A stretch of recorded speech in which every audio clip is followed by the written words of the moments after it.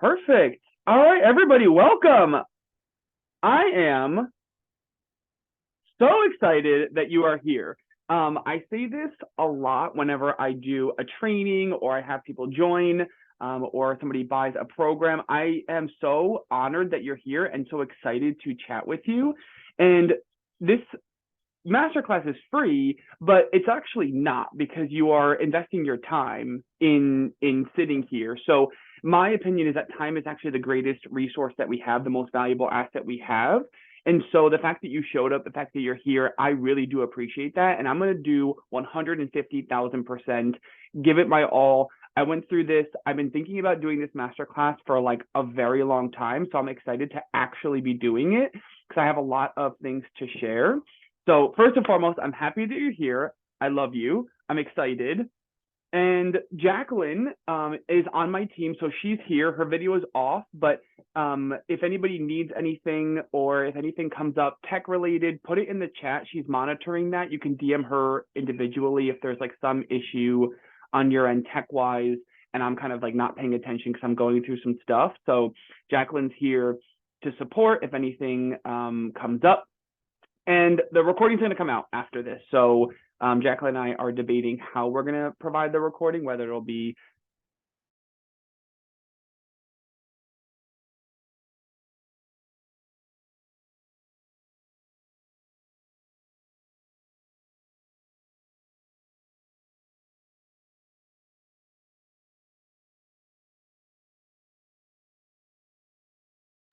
oh, I muted myself. Okay.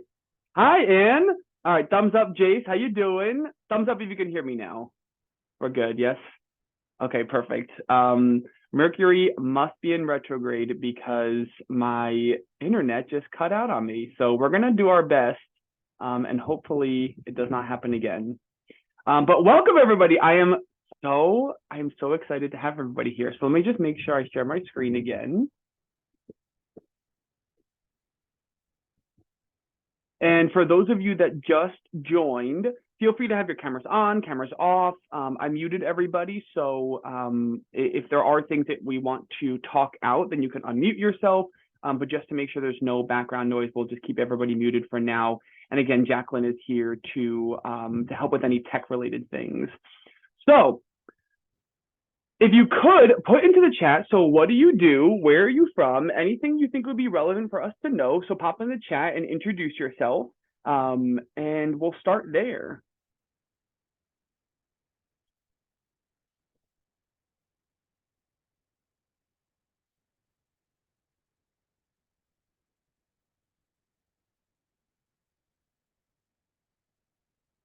Kendra, what is up? Melanie, Stella, all things astrology, Jacksonville, financial planner in Jacksonville. I'm in Florida also. Erica, what's up? Milwaukee. Oh, two of you are in Milwaukee, it looks like. Virginia, North Carolina. Sean in Miami Beach. Obviously, well, I know that. Iowa. Jace. Love it, love it, love it. Okay. One of the things I love to do is get some energy moving. So I want everybody to stand up. I can see you because your cameras are on. So if you are here, I want you to stand up and just move your body, whatever feels right for you. But I want you to get some energy. It's the middle of the day. If you're on the West Coast, it's a little bit earlier, but I want you to get some energy, feel the motivation. Whew. Shake out anything that's stagnant. You can do like some of these like little gyration thingies, you know, whatever this is called. Stretch your hips, stretch your back. Oh, but I noticed that, you know, even when I'm like just working normally, sitting in my fucking chair, I'm like, this is not a vibe. We need to move around. Movement creates momentum is one of my mottos when it comes to business and when it comes to success. So now that we are all moved out, this is going to be super impactful for you if you're in business for yourself, Or if you're not, but you kind of want to be, or if you're kind of on the path of molding the clay, so to speak, right? So your hands are in the clay, you're kind of figuring things out. So if you love what you do, or at least you enjoy it to a degree, and you really want to kind of pour some rocket fuel on that, this is going to be great if you value freedom and motherfucking income. Also, I curse a lot. I'm from New Jersey. It's just kind of who I am. So apologies if it offends anybody, but that is not the intention. And this is going to be great if you might think that you're a workaholic, or if you potentially feel like you might believe that hard work is required for success. So if there's kind of like a thought in the back of your mind, a tab open in your brain, so to speak, where you're thinking, I have to work hard to be successful, this is going to be a great lesson for you. And if you have a secret desire, or maybe not so secret, if you're here to actually enjoy your business more, and you're in the process of sifting and sorting, you're figuring it out, you're like, I want to make this business more fun, more enjoyable, more income, and I don't want to sacrifice income for more freedom. I don't want there to be a direct trade-off. So I'm not going to pitch anything. I mentioned that in a couple of my emails. These are the ways that folks do work with me. So feel free to take a screenshot. If you're not sure, if you do want to think about potentially working together, you can always just DM me on Instagram or shoot me an email. But I have a couple programs. I do coaching, things like that. I'm not going to talk any more about it, but just in case you're like, I do want to reach out to Scotty afterward, feel free, right? Pop on Instagram and shoot me a DM. And a lot of the people here I've talked to in some capacity on Instagram, or maybe you're in a program of mine already, or multiple programs. And so, again, feel free to DM me or shoot me an email. And Jacqueline, if you could just put oh, look at that. She's on top of things. So she put it in the chat box for everybody. So, okay.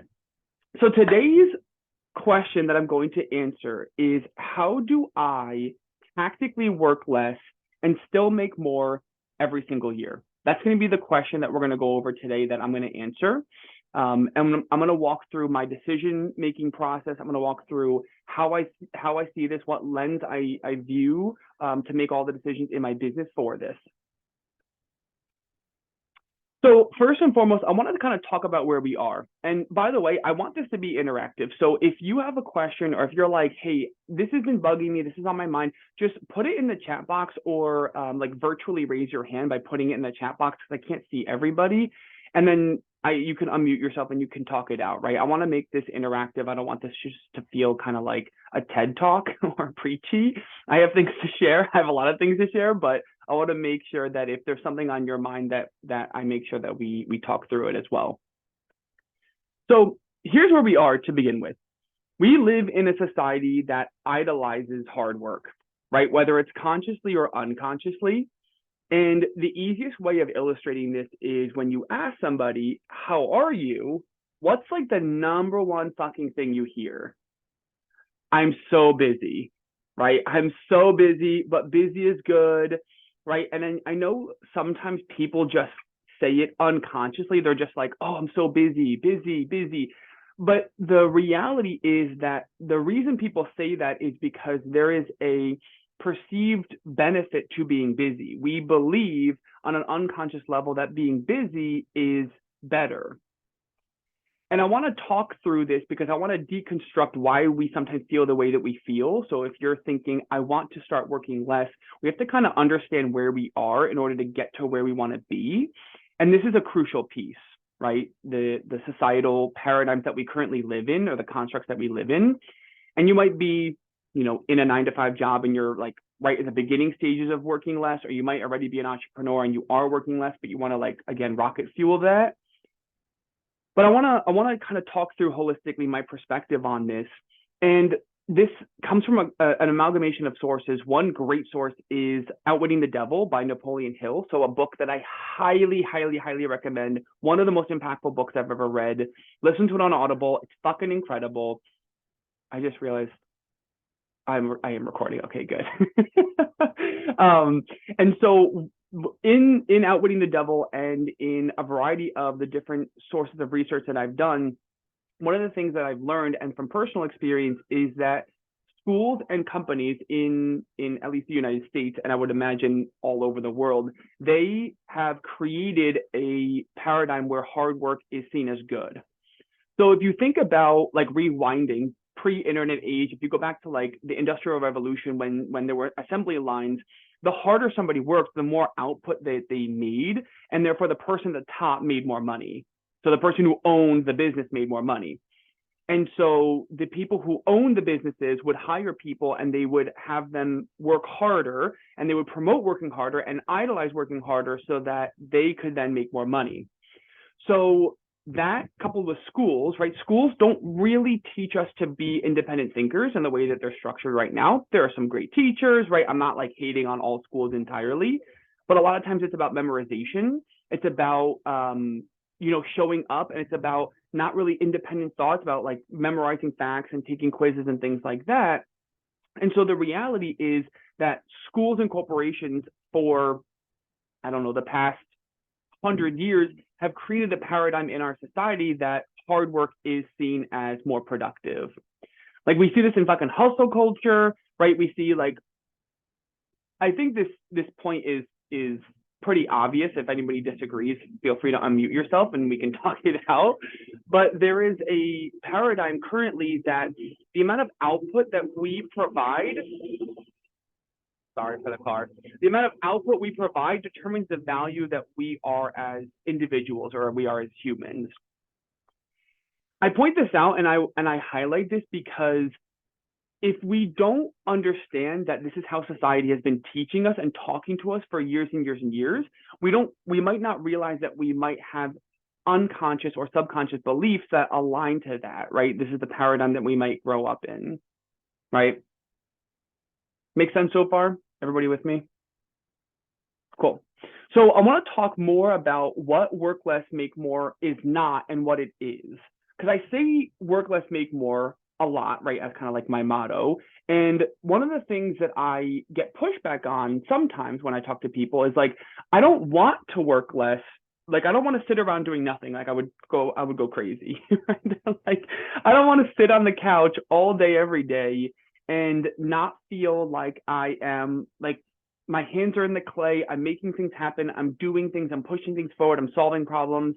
So just to be ultra clear, working less and making more is not about, for me, making a fuck ton of money doing things I don't want to do.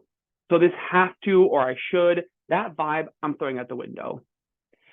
Working less is not about working like 1 day a week and sitting in a hammock every day drinking like Mai Tais or Coronas, right? It's not about being lazy. It's not about doing nothing.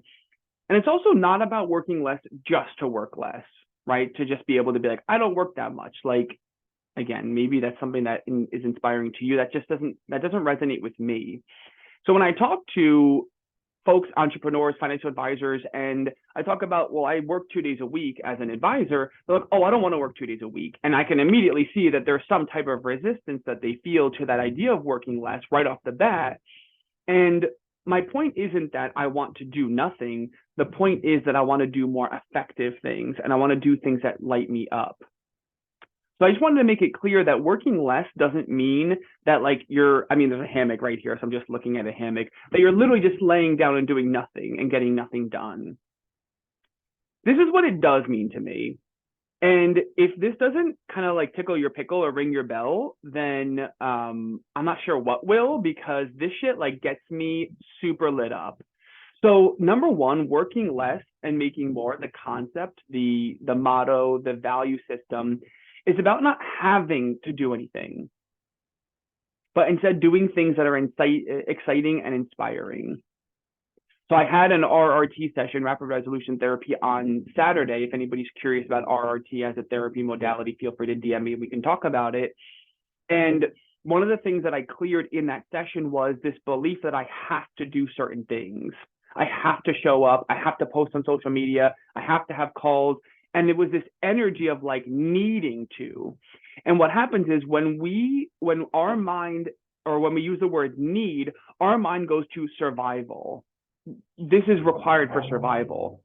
And so what was unconsciously happening is I'm on my phone, I'm going for a bike ride on the beach, and I'm thinking to myself, I have to post on Instagram. I have to post on LinkedIn.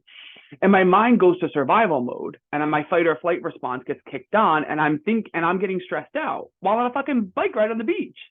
And so the realization was that the thought process of I have to was creating an unconscious belief that it's required for my survival, which is like cockamamie.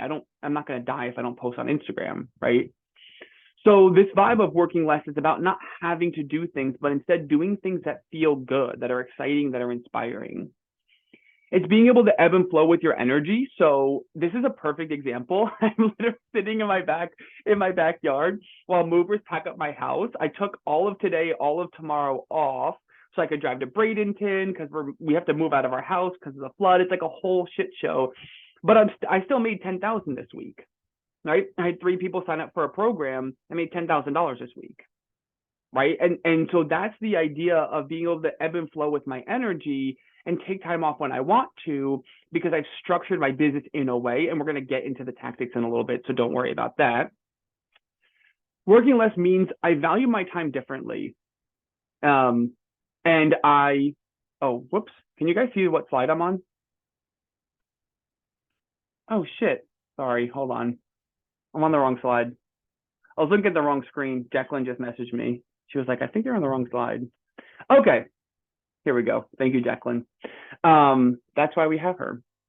So value my time differently and being effective with my time, right? So again, I view time as my most non-renewable resource because it is, right? We can always make more money, but we can't get time back. And so working less is about valuing my time differently. It's also about preserving my energy and not allowing myself to get burnt out. I don't know if anybody else is in a place where they get burnt out occasionally. If they are, maybe let me know in the chat where you're like, yes, I do get burnt out sometimes, or no, I feel pretty good. Most of the time, I'm pretty good at conserving my energy. But I know that before I adopted work less, make more as a motto, as a value system, I was getting burnt out all the fucking time. I actually didn't realize that I was probably burnt out 99% of the time. I just thought that was normal. Like, this is definitely not fucking normal.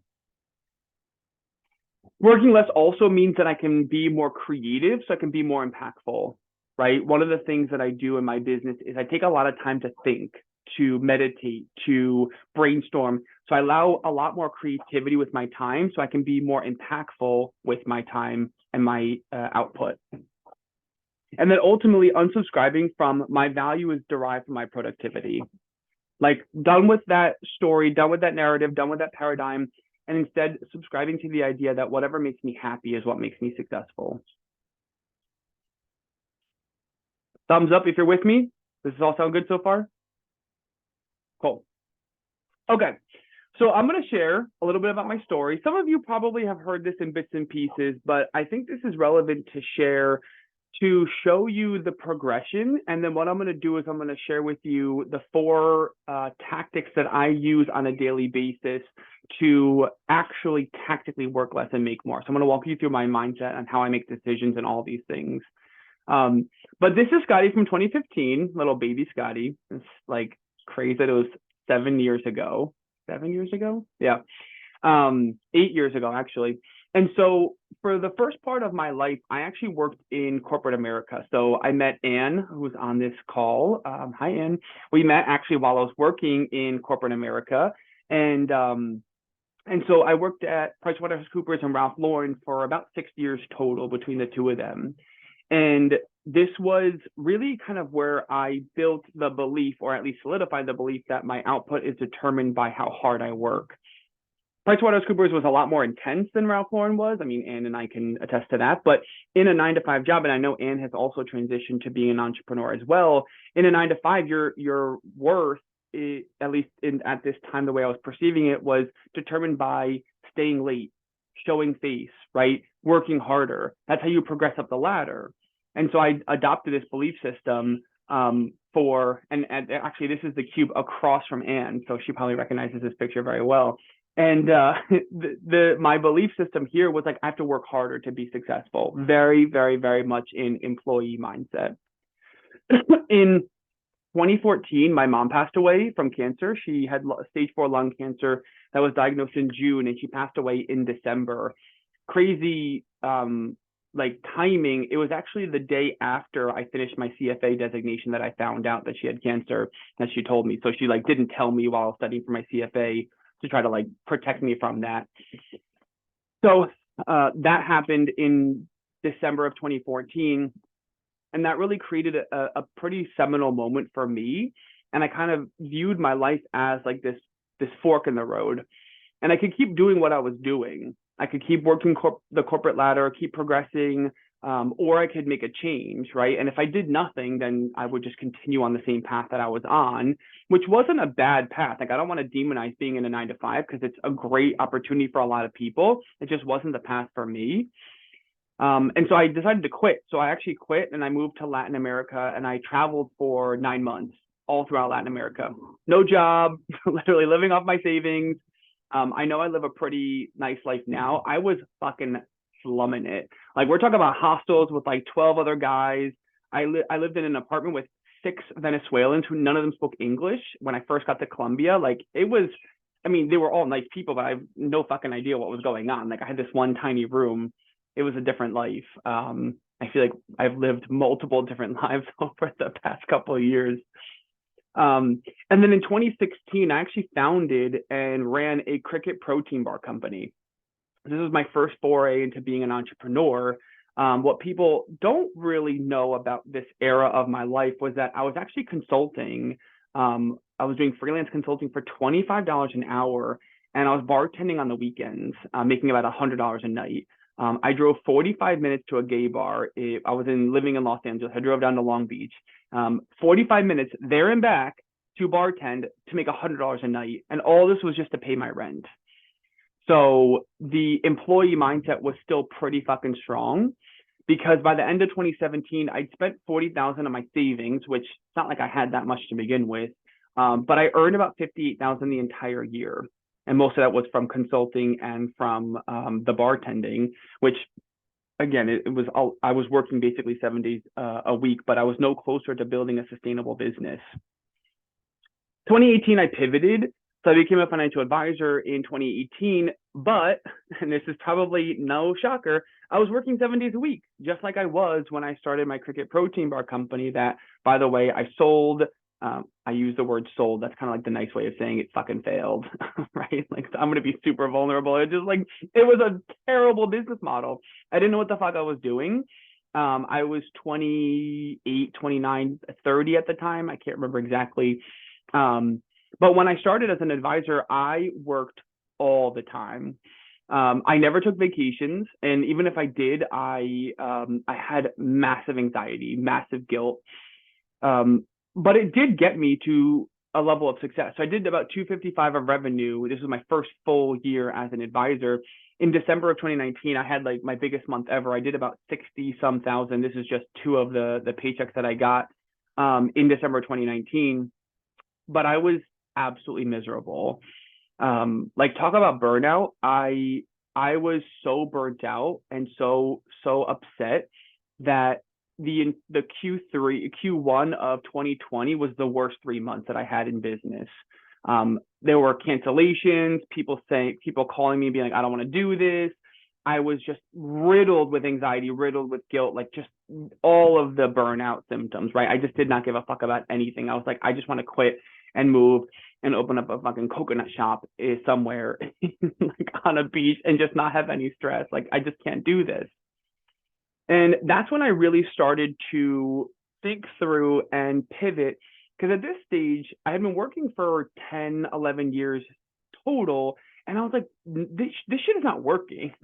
I'm a very like upbeat, a lot of energy, but I'm not seeing success. Like, yes, I hit 255K, but it was not sustainable. I couldn't do the same thing I did again, or at least if I wanted to get to 500,000, I couldn't double my effort. So I kind of had this epiphany that I was operating under a paradigm that was not serving me. And I want to make it clear, as I talk through, thinking about the idea that hard work equals success, like this belief system, right? That we I would say we all probably have to some degree. If you agree, like maybe nod your head or put it in the chat box as thumbs up that you're like, yeah, I probably have it to a degree. Or maybe you've worked on it. What I want to stress though is I don't want to demonize that thought process. I don't want to demonize that belief system because we don't adopt belief systems that are inherently negative for us, right? Our unconscious mind will not grab something that is going to just harm us, right? So your unconscious mind is not going to be like, put your hand on this stove, right? And you're going to, okay, let me just do, like, that's just not going to happen, right? Because your unconscious mind is there to protect you. So if there is a belief system that's not serving you, there is a perceived benefit of it. And working really hard did get me to a level of success. So again, I'm not saying that you can't work hard and be successful. I'm just saying it's not the only path to being successful. And you can work less and be successful. So 2020, I didn't call it work less, make more. I called it like, this is my, like, I don't know, fuck everything era kind of, Scotty. This was like the spiritual rebirth, right? So COVID happened, lockdown. I moved to Florida. I was living by myself, like going for bike rides, listening to every single audiobook I could possibly get my hands on regarding law of attraction, manifestation, money, energy of money, anything I could possibly read, I read. Some of them were really bad and really boring, but some of them were great. I can always send recommendations if anybody needs any. But the whole process worked. And this is what I'm going to share with you a little bit more today. I'm going to get a little bit more into the weeds around my revenue. But last year I did about 490 of revenue. And right now, and I think, so this quarter, this is January, February, March, I did about 35,000 a month right now. So you can kind of see the revenue per month. And this was last year. This for me, and in terms of gross volume, this is like my Stripe. I just took a screenshot from Stripe. I'm up about 1,400%. And I'll talk through kind of how this plays out. But this for me is where fundamentally I personally want to be in my business, right? So I have about 6-7 meetings a week most of the time. I've structured my business in a way where I have the right support staff, I have the right systems, I have the right processes, things are automated, things are delegated, and I really only focus on revenue generating activities. I'm going to talk about this, but I'm really proud of this quarter specifically because I had jaw surgery in December and I didn't work all of December and basically all of January. I started working like towards the later end of January. That's why my February was so high in terms of revenue, because I had a lot of the work that I was doing at the late end of January kind of flow over into February. And I'll talk a little bit more specifically about what I've been doing okay, sounds good, Melanie. I'll talk a little bit more about what I'm doing on a day-to-day basis as well. So we'll get into that as well. So working less and making more, in my perspective, my opinion, comes down to one singular thing. Well, more than one singular thing, but there's one thing that you start with. It's how you make decisions, in my opinion. How do you make decisions in order to actually work less and make more? So the first thing that we need to do in business, if you do want to work less, is decide that working less is a priority. This might sound a little obvious, but this is actually not something that a lot of people will do. They don't actually sit down and say, I want to actually work less. Working less is a priority to me. Unconscious mind will deem important whatever you tell it to be important, right? So working hard, putting in a lot of hours, burning the midnight oil is glamorized by our society, right? People wear busy as a badge of honor, 100%. And so my perspective in this, and the reason why I wanted to bring this up, is because you have to first decide that working less is a priority. And if you're here, you probably do. Why would you be joining, right? But because people wear busy as a badge of honor, when you choose to work less, it's an act of fucking rebellion, right? In a society that praises you for your hard work, for working harder and harder and harder, choosing to work less is actually an act of fucking rebellion, right? So if you are deciding to work less and you want to start working less, just know that you're probably going to be fighting against the current of a lot of people. Not to mention that when I decided to actually start working less, I kind of looked, and this is maybe something for everybody to think about, and maybe even put in the chat if this is something you want to talk through. I looked around at other people that were in my life, and I was like, whose life do I want to emulate?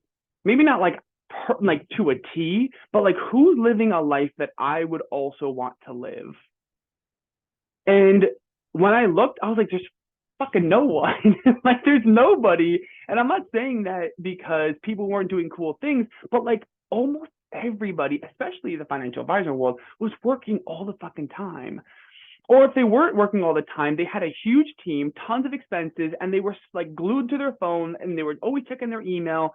And like none of that really vibes with like what do I truly want in my life?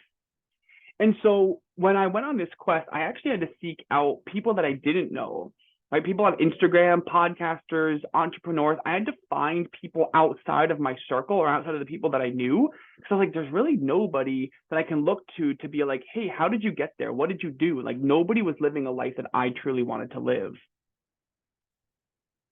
So making these decisions becomes easy when we first figure out, do I have a fucked up, or maybe a better way of saying it would be a unhelpful or outdated belief system that hard work is required for success? Does anybody feel like they maybe have this belief system that they want to share their experience on? You can maybe put it in the chat or feel free to unmute yourself.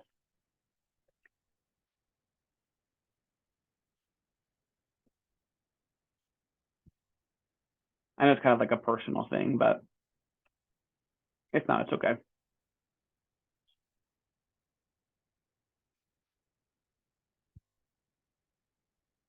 All right, Lamont, yes. So, okay, some people do feel that. So here are a couple thoughts. And again, unmute yourself if you want to talk it out. If you're like, yeah, I think I do have a belief system that I have to work hard to be successful. These are some ways that you can identify if you do have that belief system, right? So here are some ways that it manifests in life. Some ways that you can identify, yes, I do have this. So number one, if you feel guilty when you're not working. So if you feel guilty when you're not like actually working, so if you take time off or you take vacation and you feel guilty to some degree, you potentially have a belief system. And again, I'm not saying this is a conscious, desired belief system. I'm saying like an unconscious belief system that is how your unconscious is reading data. I have to work hard in order to be successful, right? That's how unconscious reads data.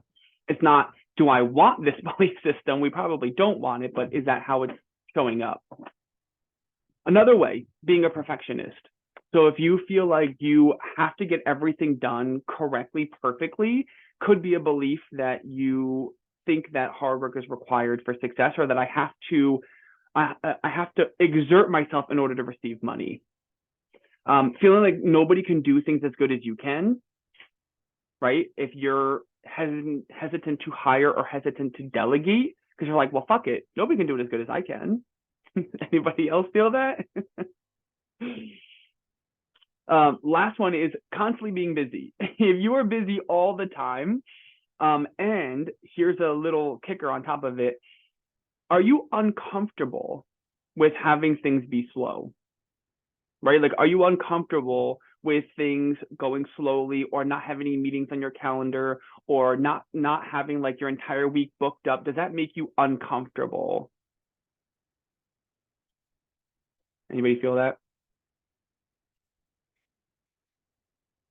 So the first key in this is to identify the belief system. So I'm going to share with you how I rewired my unconscious around this and the steps that I take on a daily basis. So first and foremost, I want to explain, how do you rewire an unconscious belief? You're like, Scotty, it's unconscious. How do I know if I have it or not? Right? That's how I can kind of point out, this is how I've seen it manifest in my life. I think the people that I've worked with lives, this is how you can identify, like, maybe I do have this belief system, maybe I don't. And then how do I shift it, right? So you shift the belief system in a really simple way. It's actually a lot easier than you might think. And there's two ways of going about it. There is the shortcut way. You can get an RRT session, rapid resolution therapy. So RRT, this is not like sponsored at all. I just very strongly believe in it. RRT is a modality by a guy named Dr. John Connolly. If you need any of this info, just reach out to me via DMs and I can send you their Instagram handle. And RRT is incredible for rewiring unconscious beliefs. So unconscious is not conscious, right? Your unconscious is the part of you that's designated for survival, and it doesn't respond to words. It responds to symbols, sounds, smells. It responds to things that are not perceivable or don't really make sense to your conscious mind. And so if you want to rewire or unlearn an unconscious belief, you have to speak to unconscious in the way that unconscious understands. So RRT, it honestly feels like fucking like magic, like witchcraft or something crazy, because my therapist, we did a 2.5-hour session on Saturday. She's like, okay, think of a color. I'm like, okay, red. Think of a sound. I'm like, okay, a bee buzzing. And she walks you through this exercise to release, and she like release. And it's like kind of like a blend between hypnotherapy and that there's really no other modality like this, but that's one way that you can actually release a belief system that you might know that you have, right? So first you have to identify, do I have this belief system? You can identify it by, do I feel shitty? Do I feel crappy when I think about it? In my opinion, that's a limiting belief or an unconscious belief that you don't want anymore. Because the reality is, and this is another RRT term, it doesn't matter whether or not something is true, in my opinion, but it's true. I do have to work hard for success. Or it's true, if I work harder, I will see success. It doesn't matter if that's true or not. Is it valuable to you? Would you deem it as valuable? If the answer is yes, great, keep it. If the answer is no, then let's let go of it. So I'm less interested in whether or not something is true, which is, again, you could argue either side of it. I'd rather ask the question, is this valuable for me? Is this valuable for me to know? Right? So if you have this belief system or a belief system, the ways you can rewire it, have an RRT session. I'm happy to help, happy to show you how to find people. Cool, right? Second way is to decide a different belief system that you want to adopt. And this is what I did. So what is the belief system that you would prefer to adopt? Right? The less I work, the more money I make. Could be one of them. The amount of money I make is not impacted by how I feel, how I show up, or what I do. That could be another one. You don't have to necessarily believe this right off the bat, but you have to decide what is a belief system that you'd prefer to replace your old belief system with. You don't eliminate belief systems, right? You don't it's not like you're not getting a lobotomy. You're not cutting out a part of your brain and throwing it into the garbage. It doesn't work like that. You shift belief systems by choosing a new belief system to adopt and continue to think that belief or think that thought until it becomes a belief. That's how beliefs work, right? The sky is blue. Why is the sky blue? Because you heard it over and over and over again, right? You can't prove that the sky is blue, right? The sky is just a reflection of our eye. It's a vibration, right? It's an interpretation of vibration when you look at it. I don't want to get super existential on this, but there's nothing that's inherently true. You can't prove any of that. How are we doing? Making sense? Questions, drop them in the chat box. Again, I want to make this interactive if anything comes up. So I want to walk through how I make decisions in my business and how I follow these 4 principles. This is the tactics. We're going to get into the tactics and we're going to talk through specifically how I make decisions in order to actually work less and make more. So I'm going to walk you through this, ask questions. Let's make this interactive. I want this to be like a fun, engaging dialogue. Cool? Okay. Step number 1 is lifestyle design. I teach this in almost all of my programs because it's that powerful of a concept. But typically, the way that we as humans approach lifestyle design or approach life is my work and my business is my fucking life, right? If you're an entrepreneur, your work, your business is your entire life when you first start off, or at least it can feel like that. And then what a lot of times what people do is your life will fit into it, right? Taking your kids to soccer practice, going out to dinner with your partner, going to a concert. You fit your life into your work schedule. You work your 8, 9, 10 hours a day, 5, 6, 7 days a week, and you fit your life into that wherever it can fit is kind of the typical way that people will go about living their lives. The way that I like to think about lifestyle design is deciding what do I want my life to look like and how do I fit my work and my business into my life? How do I fit my work and my business into my life holistically? So if this is my life, how do I fit my work and my business into it?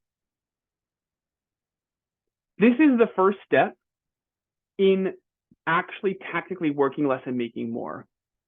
So I'm going to kind of walk you through this conceptually, and then again, unmute yourself if you want to talk through this. So in order to work less and make more, I had to decide, and I'll walk you through exactly how this works. I had to decide, what do I want my life to look like? Intentionally, what do I want my life to look like on a day-to-day basis? What is it that I want to do on a day-to-day basis, right? So if you're a financial advisor, do you want to be calling people? Do you want to be taking only meetings or like only taking meetings on a day-to-day basis? Do you want to be at networking events? Do you want to be prospecting with your clients, right? If you're in some other type of business, what do you want to be doing? Do you want to be pitching? Do you want to be selling? Do you want to be on the back end? Like, what is it that you like doing on a day-to-day basis in your business? And then how can you create a life doing what you want, when you want, where you want? So this lifestyle design exercise started I did lifestyle design a few times, but one of the biggest ones I did was in January 2021. I got to Miami. I was in Bradenton. I drove over to Miami with Ashley, my best friend. We did a lifestyle design statement. I was like, it was the first time I actually thought about, what do I want my life to look like? What do I want to do on a day-to-day basis, right? What would bring me joy and be exciting to do on a day-to-day basis? How do I want my life to look, right? 7 a.m. I wake up, drink a matcha, green juice. 10 a.m. take a client call, 10 a.m. to 2 p.m. client calls, 2 p.m. to 5 p.m. relaxation, brainstorming, content creation, right? What do I want my life to look like on a day-to-day basis? Yeah, matcha is the fucking best. I fucking love my matcha. I love my coffee too. I already had my coffee, so I'm like jonesing for another one. So what is it that you want to do on a day-to-day basis? What do you want your life to look like? And then the question is, how can you fit work into your life and not life into, or not your life into your work, not the other way around? So I'm talking about this conceptually. Again, I want this to be tangible, but the first piece, in order to grasp onto this, you have to decide, what do I want my life to look like? And I decided I wanted my life, right? So I'm going to walk you through my thought process. And I'm also going to do it by going into what's the next logical step. So I'm going to combine both of these concepts together because they're so crucial to the life that I want to live. And they're so crucial to this work less, make more motto, value system, paradigm that I now live in.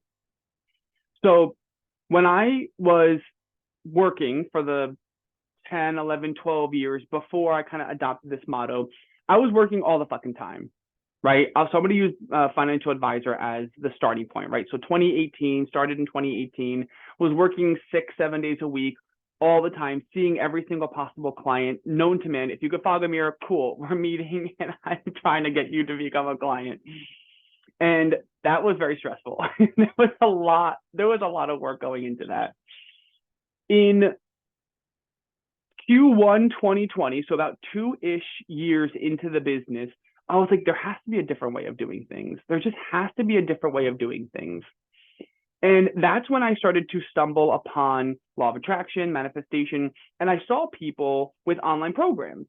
So I was like, interesting, online courses. I had never really heard of that, like an education-based system for online programs. I saw people coaching, right? I noticed that people were coaching and charging things on a monthly basis. And I was like, oh, interesting. Like these are not concepts I was familiar with before. So in August of 2020 timeframe, I saw people online that were selling online courses that were making hundreds of thousands of dollars a month. And I was like, that sounds pretty fucking good. I love sales. I love creating things. The things that don't spark joy inside of me is the ongoing maintenance of stuff. That's why being an advisor created tension for me, because there was all this shit that I had to do. Like, I make money bringing on a new client, and then I have to work with them for like years and not get paid. I'm like, this is not jiving with me personally. Like, again, maybe you feel differently about it. It just wasn't resonating with me. I was like, I don't understand why I still need to meet with somebody if they're not paying me anymore. Like, I value my time. And so I started creating online programs, right? I created my first online program in August of 2020. I launched it officially in March of 2021. And for a year and a half, it did fucking nothing. It did literally nothing. I think I made $15,000 total for over a year and a half. It's just like kind of insane. And so for me, in my business of work less, make more, that motto, right? I wrote out my lifestyle design in 2021. I was like, I want to find ways of working less. Like, that's important to me. So I started taking the next logical step in any path that I could, because the reality is that you don't know what you don't know. Right now in your business, you don't have the next 5 years planned out. It's not possible to plan out the next 5 years. You don't know where things are going to be. You don't know what you don't know until you know it. So when you're thinking about this concept of working less and making more, or getting to a certain end goal where you're like, okay, I want to work 3 days a week, and you're currently working 5. If just cutting down to 3 days a week right now doesn't excite you in that way, because it's more fearful than it is exciting, then you need to take the next logical step for you. Maybe that's taking Fridays off or half days on Fridays, and get your nervous system regulated to the idea of working less, and start to let go of those belief systems by rewiring new belief systems around how you have to show up and how you have to do certain things in order to be successful. So in February 2021, I launched it's called the Money Course, right? I launched my initial money program. It's all about helping people manifest more money and mindset around money and limiting beliefs and all this stuff on money. And I was like, this is incredible. It's going to do thousands, hundreds of thousands, and it did fucking 15,000 over about 18 months. So literally like $1,000 a month, if that, right? And I think I got most of the sales in the first like month, and then it just burnt out. It just didn't work. And so that was the first step, and that was a failure, just like my Cricket protein bar business was a failure as well. And so for me, I started learning more. And then what I realized was with being a financial advisor, the more targeted I was, the more I solved the problem with specific people, the more money I ended up making, because it was easier to prospect with them. It was easier to meet them. It was easier to identify, like, what is it that I want? And I just had more clarity.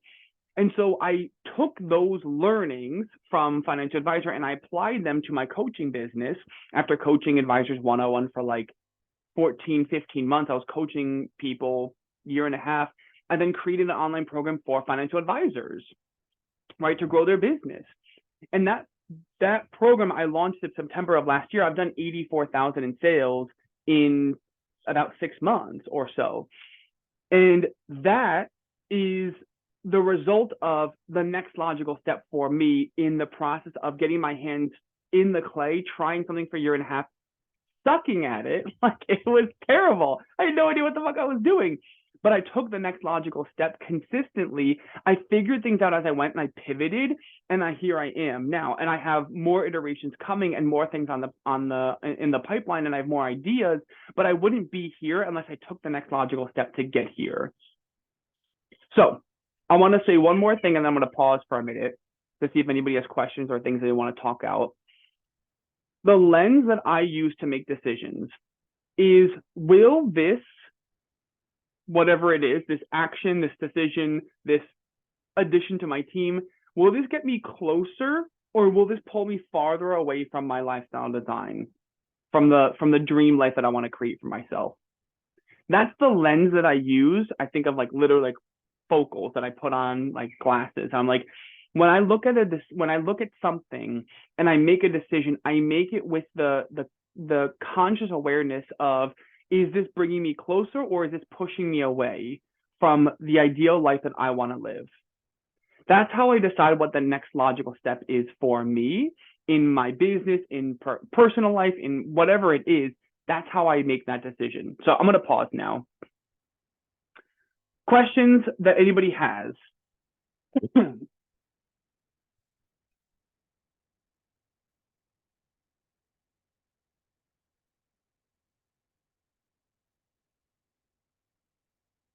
No questions? I got a question, Scotty. Yeah. Um,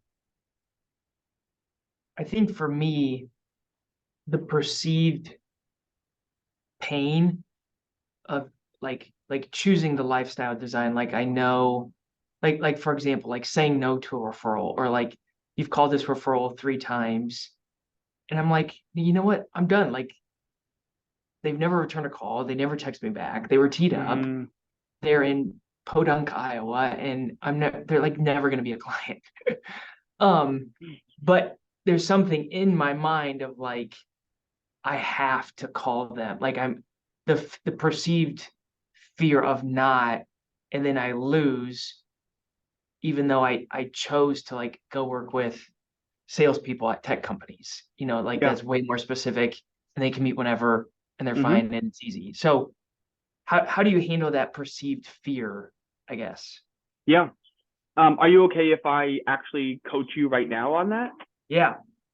So I'm gonna provide a couple alternative perspectives to help your unconscious mind see things differently.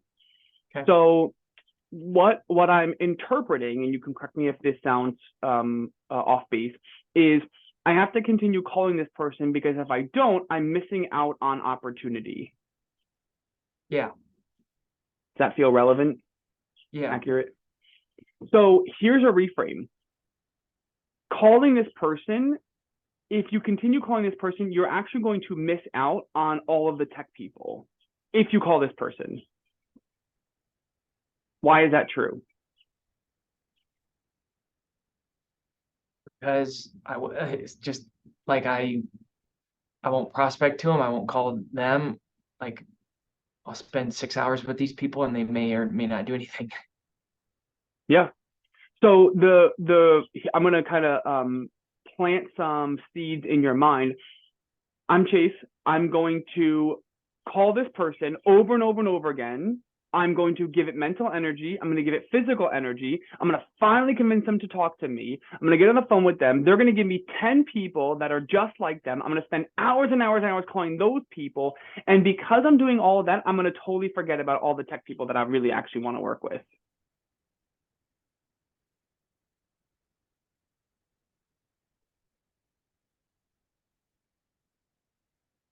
So I'm sharing that with you to speak to your unconscious mind, because right now unconscious is saying I'm missing out on something, I'm losing something. Mm, Unconscious does not want to lose anything. mm, Unconscious is like, no, I need to hold on to it.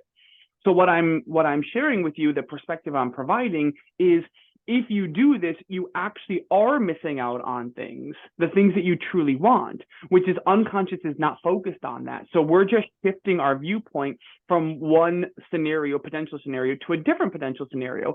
But I think we can agree that both are possible, right? It's possible that you don't call them and you can meet those tech people, or you do hmm call them and then you don't meet those tech people. hmm Both scenarios are possible.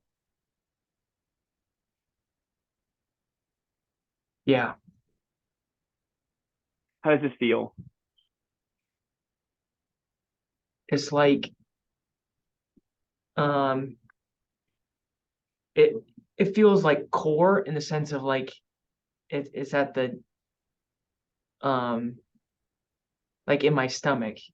Like I can see it. I can see those 4 people on my calling list.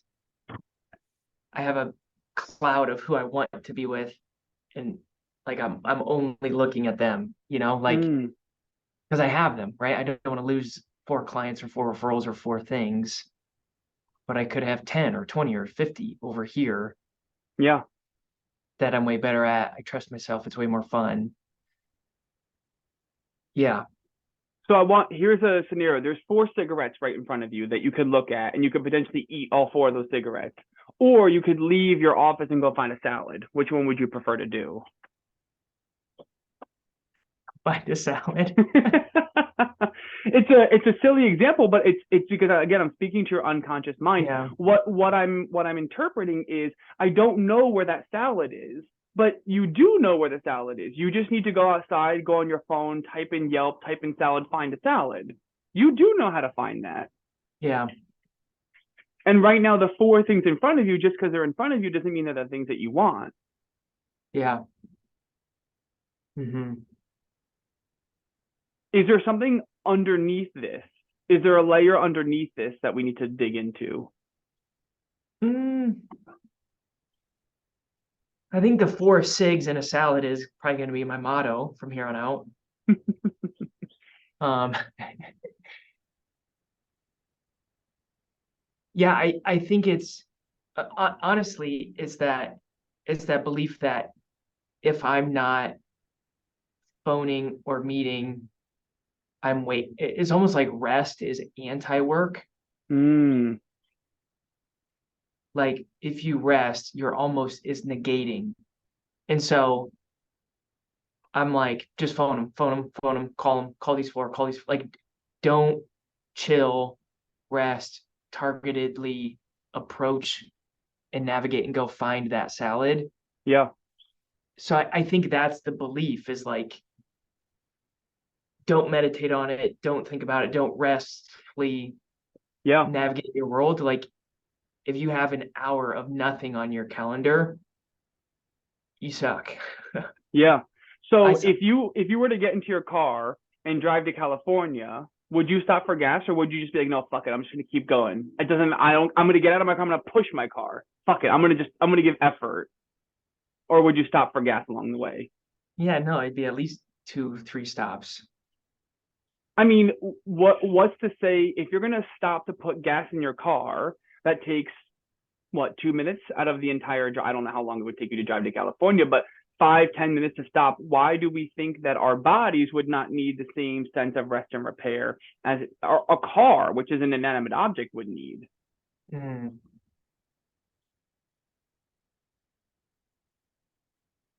yeah.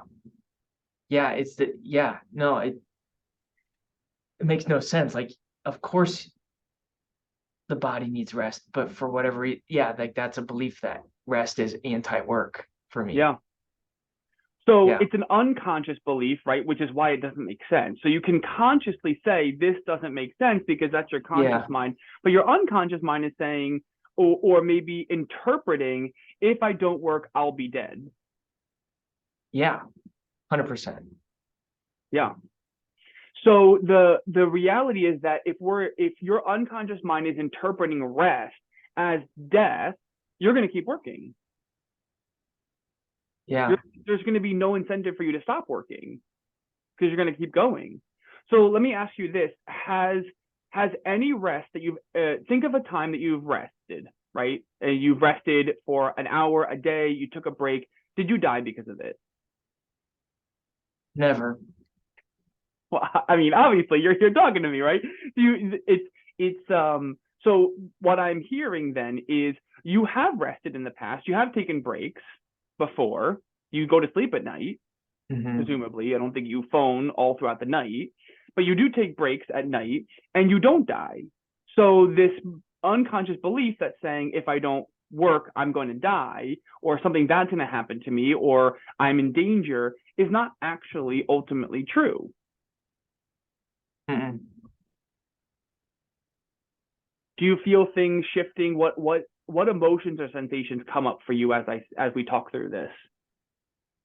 Um, it's like excited, wiggly. Like I know, like I know I need that, or I need to not believe rest is death because it's dumb. In the moments I do rest, it's phenomenal and I feel way better. Mm, But like Um, yeah, like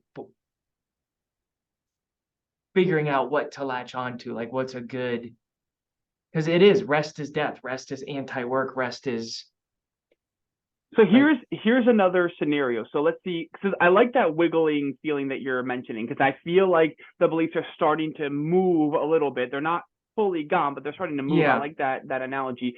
So let's say that I told you that, and you have to do this, right? You have to do this. You have to work all the time. You have to work 16 hours a day. You can only work and go to sleep, right?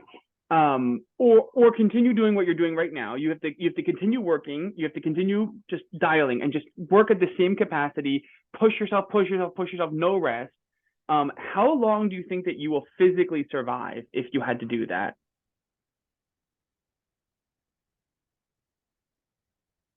A year? um, I'd say like 3.5 weeks. So mind isn't reading, rest is death. But in reality, rest is the only thing keeping you from death. Hmm. If you were to keep working nonstop, you're not going to eat. You're not going to take bathroom breaks. You're not going to drink any water. I mean, now we're talking about a couple days before you actually die. Yeah,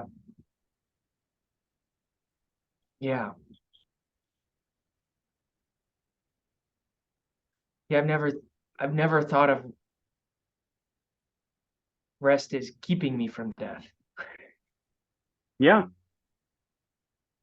Unconscious mind was reading, if I take a break, something terrible is going to happen. I'm not going to make enough money. My family's going to be homeless. I'm going to die. Hmm. That's what unconscious mind is reading. What we are instilling, we're writing new software. If you do not rest, then all of those things will happen. Your family will be homeless. You will end up being dead if you Mm. do not rest.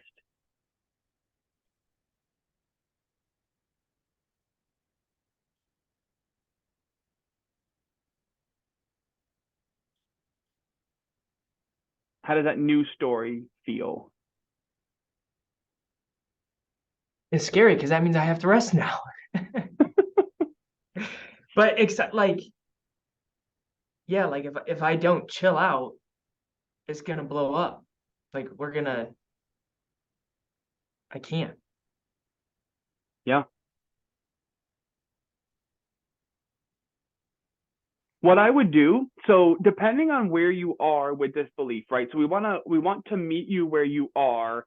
Hmm. Things might be shifting a little bit. Things might it might take more time. It might take more energy. It might take Yeah, a different analogy, a different metaphor. Like we sometimes we don't know exactly what unconscious is gonna latch onto, so yeah. we can just do our best to kind of talk through it. So here's what I would do. I would sit down with a piece of paper, and this is an exercise for everybody, and write down if you what is this belief that you feel like you have? What is the belief that you believe is there or creating this tension, right?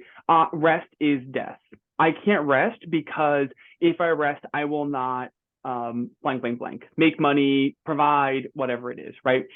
And then I want you to write out all of the perceived benefits of this belief system. What are all the perceived benefits of the belief system? Because there are perceived benefits. Again, your unconscious would not believe something if it was all 100% bad for you, right? Nobody just drinks like battery acid for fun, right? Like nobody's unconscious mind is saying go play in traffic. It's just not going to happen because we understand that's dangerous. And okay, well, unconscious mind is not going to have a belief system that playing in traffic is good for me when it clearly Hmm. could hurt me. So I want you to write down the perceived or potential benefits. Then I want you to write down, what is it costing me? What is it costing me to hold on to this belief system? And that would look something like, well, if I look back at my past and I did rest, I got peace of mind. I got to spend more time with my kids. I actually wrote more production. I was happier. I was more fulfilled. What is it? What is this belief costing you? And I want you to really get deep into that. And I want those to be painful, right? The belief is costing me my ability to spend time with my family. I'm going to wake up in 20 years and my kids are going to be all grown up and I'm not even going to know them. Like we want to speak to unconscious in a way that unconscious is like, oh fuck, like that we want that, so we need to protect that, so we need to shift our belief system.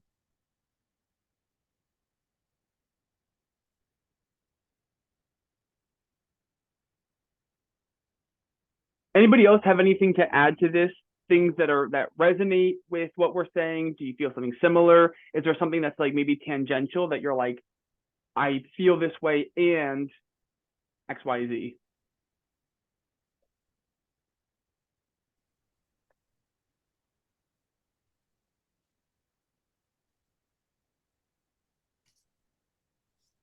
I guess Scotty, for me, like working for Gary Vaynerchuk, he has a very like a hustle mentality, and that keeps Yep. like it's like an always on type of mentality. But that's him. For me, I have to set boundaries, which is really important. Like also like driving revenue for the business internally and making sure my external clients like Chase and Citibank were happy.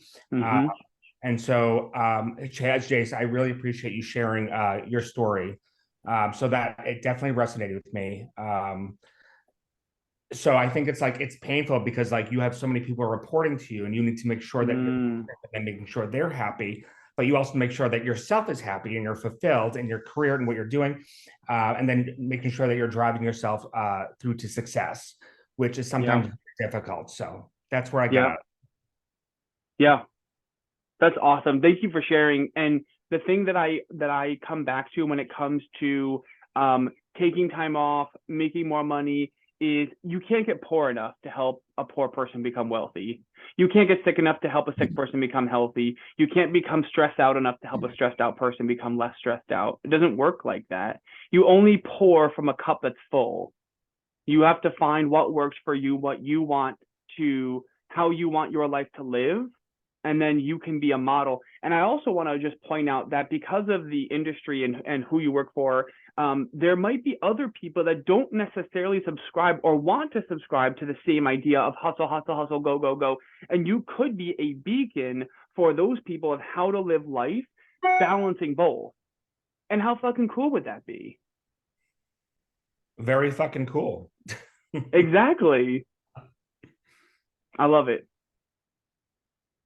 Cool. All right. Last thing that I'm going to go over is, can I shift or change this moving forward? So the last way that I make decisions when it comes to my business, when it comes to implementing this work less, make more mentality, and this goes to the question that we were just talking through, is the way that things are currently operating the way that I want them to operate into the future? So adopting work less, make more, right? So number one, we have lifestyle design. What do I want my life to look like? This might be one of the first times that somebody has asked you, like, what do you want your life to look like? And I know when I started this path, I was like, I don't fucking know. I just want to work less. Like, I want a shit ton of money and I don't want to do a lot of work. That's kind of like the extent of where my mind was. It took me some time to kind of get into the weeds and figure out, like, oh, like I'm a morning person, but I like having my alone time in the mornings. I love waking up leisurely, no alarm. I cannot remember the last time I woke up to an alarm, and not really having any meetings until about 11 a.m. 10 or 11 a.m. is kind of like my ideal sweet spot. So I can spend the whole morning. So if I forget to do something for one of my meetings, right, like then I can spend the morning working on it, right? So that's the first piece, is what do you want your life to look like? Number one, on a day-to-day basis. Do you want to be able to go to yoga every night? Do you want to be able to go to the gym? Do you want to be able to hang out with your friends? Like, what do you want your life to look like? Number one. Number two is, what's the next logical step, and or what's the path of least resistance? This is not the path of no resistance. I want to be clear.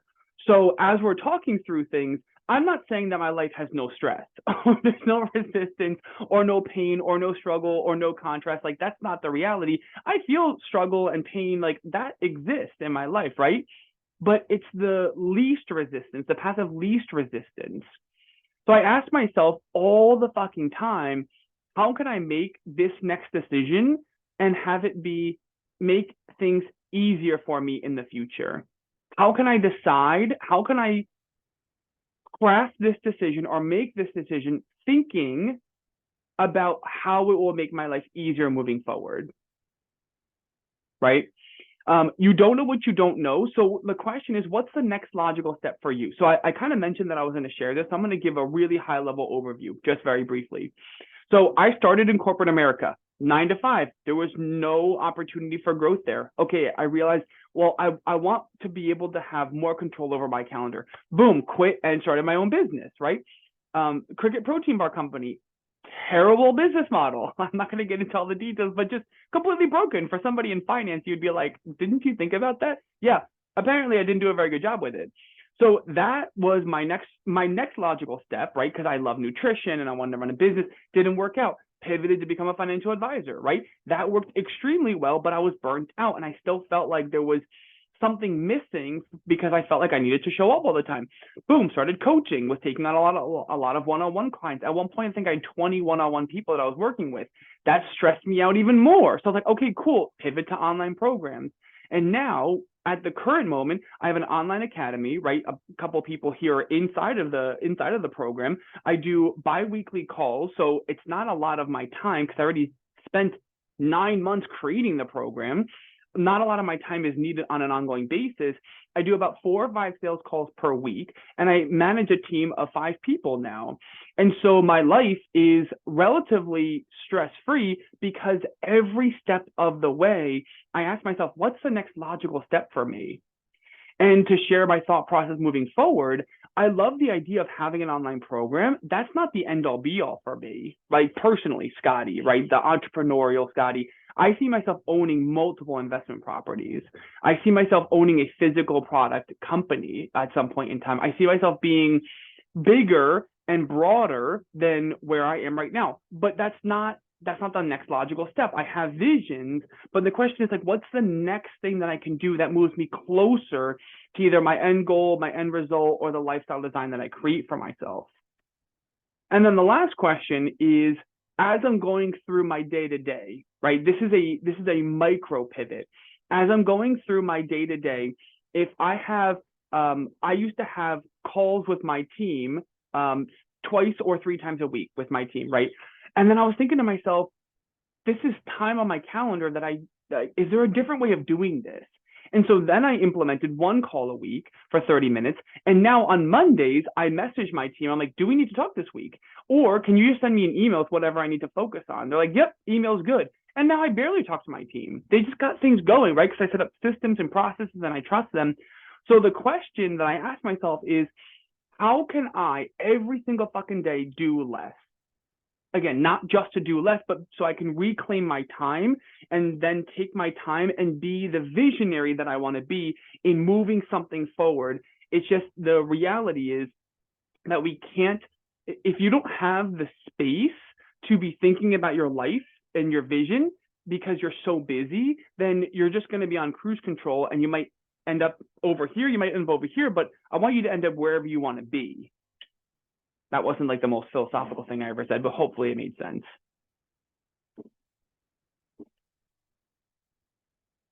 Cool. That's all I had.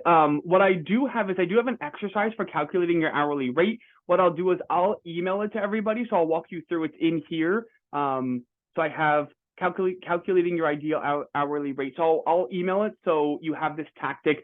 This is something I teach inside of my money course, but I'm going to share it with all of you. I just figured since we already went for about an hour and 15, I figured this is a good place to stop so that we're not going through too much, kind of overwhelming you all. And I also feel like I did a lot of talking. Any questions? Anything that anybody's feeling?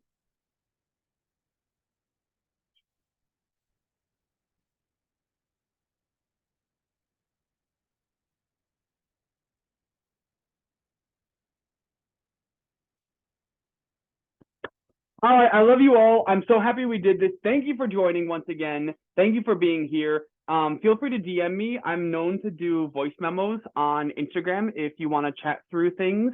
And so feel free to DM me. And yeah, and there's my Instagram handle. Thank you, Jacqueline. You're the best. Or you can email me at assistant@scottytillerjr.com. But I appreciate you coming, and you'll get the recording. So if you want to rewatch this at any point in time. Thank you, everybody. Have a great rest of your day.